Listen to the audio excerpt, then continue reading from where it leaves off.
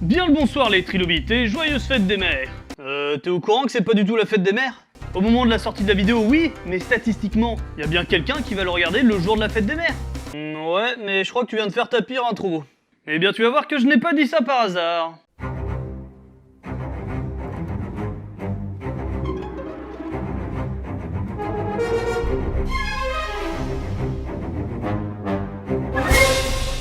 Alors après un reptile ancien et un mammifère, aujourd'hui on va bel et bien parler d'un dinosaure.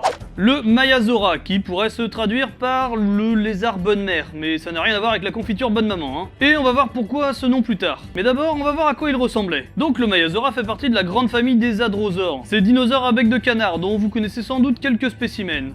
Et comme tous les hadrosaures, c'était un paisible herbivore. Il a vécu il y a environ 80 millions d'années durant la dernière période du Mésozoïque, le Crétacé, sur le continent américain. C'est pas le plus grand des hadrosaures, hein, mais il mesurait quand même jusqu'à 9 mètres de long pour une hauteur de 3 mètres et devait peser entre 2 et 3 tonnes. Ce qui est pas mal, on est d'accord. Hein. Une bonne grosse machine à brouter avec une tête adaptée, hein, comme on peut le voir sur ce crâne fossilisé. Ok, ça commence bien. T'avais vraiment pas une autre photo? Bah quoi, moi je la trouve très bien cette photo. Ouais, enfin, j'essaie d'expliquer un truc, donc tu aurais besoin d'un peu plus de détails. Bah, il y en a des détails. Pas ce genre de détails. Voilà, c'est mieux. Donc oui, hein, tout ce qu'il faut pour tondre la végétation du Crétacé, avec un bec sans dents pour cueillir les plantes, et des centaines de dents à l'arrière de la mâchoire pour pouvoir les broyer. Ah, et en voyant ce crâne, d'ailleurs, ça me rappelle une petite anecdote.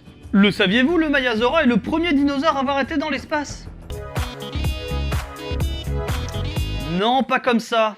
Je vais plutôt vous laisser avec Science Coder qui va nous expliquer ça plus en détail. Salut Cédric, alors oui, effectivement, on a envoyé un dinosaure dans l'espace. Enfin, déjà c'est la NASA, et un dinosaure c'est pas tout à fait exact. Vois-tu, lors de la mission du STS-51F, autrement appelé Space Lab 2 en 1985, les astronautes avaient à leur bord un morceau d'os et de coquille d'œuf de Maiasaura.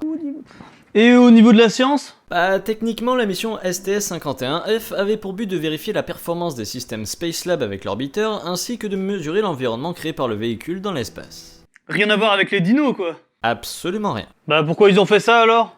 Eh bien, en lisant les rapports de mission et les documents que j'ai eu à ma disposition, j'en suis venu à deux hypothèses. La première, c'est que c'est tout simplement un concours de qui aura la plus grosse. Comment ça? Eh bien, nous sommes en 1985, autrement dit en pleine guerre froide et plus précisément en pleine conquête spatiale entre l'URSS et les États-Unis. Et à ce moment-là de l'histoire, c'est un véritable concours de celui qui aura la plus grosse. L'URSS envoie le premier être vivant en envoyant la chienne Laika dans l'espace, puis les États-Unis répliquent avec le premier homme sur la Lune, etc., etc. Donc ma théorie numéro 1 est la suivante. La NASA voulait juste être les premiers à envoyer un dinosaure dans l'espace. Et la seconde?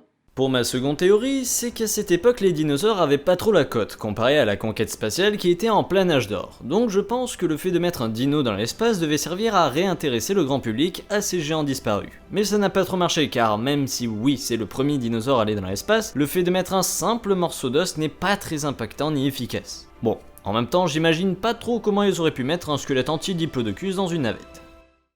Ok, c'était juste pour lancer la dinomania. Et bien maintenant c'est à nous de prendre la suite et de propager la dinomania. Parce que c'est notre projet! Ouais, enfin t'enflamme pas Manu, hein. Bon, maintenant qu'on a appris à connaître notre Maiasaura, on va passer à une question que vous êtes déjà peut-être posée. Est-ce que les dinosaures étaient de bons parents? Pendant longtemps on s'est juste dit que non, en prenant exemple sur nos reptiles actuels. Alors déjà c'est faux, hein, y a qu'à voir comment les mamans crocodiles prennent soin de leurs petits. Bon là on dirait qu'elles veulent les bouffer, hein, mais non, hein, c'est juste pour les amener à l'eau, rassurez-vous. Et puis il faut aussi prendre en compte des comportements qu'on retrouve chez leurs descendants oiseaux, qui sont pour souvent proches de leur progéniture. Bon après on peut pas le dire pour tous les dinosaures, hein, vu qu'il y a beaucoup d'espèces très différentes les unes des autres, donc ça veut dire beaucoup de comportements différents. Peut-être le sujet d'une future vidéo d'ailleurs.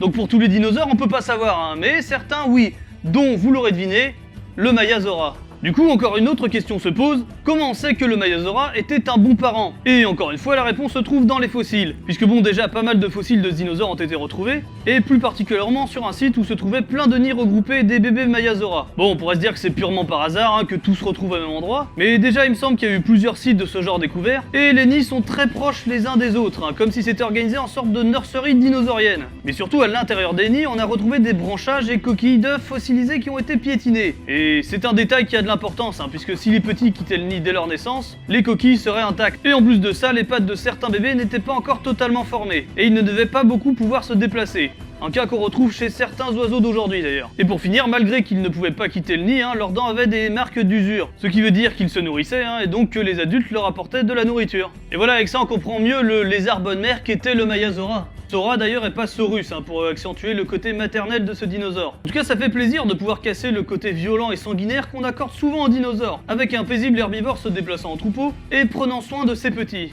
Alors le Mayazora, il est visible dans Dinosaur King apparemment, et il est jouable dans le jeu The Isle. Un jeu auquel j'espère jouer un jour d'ailleurs. Et pour finir, j'ai pas trouvé de nom, alors encore une fois je vais faire appel à vous et à votre imagination pour lui trouver un petit nom sympa dans les commentaires. Voilà, alors avant de finir, je voulais remercier Chris de la chaîne Poisson Fécond pour son petit coup de pub. Hein.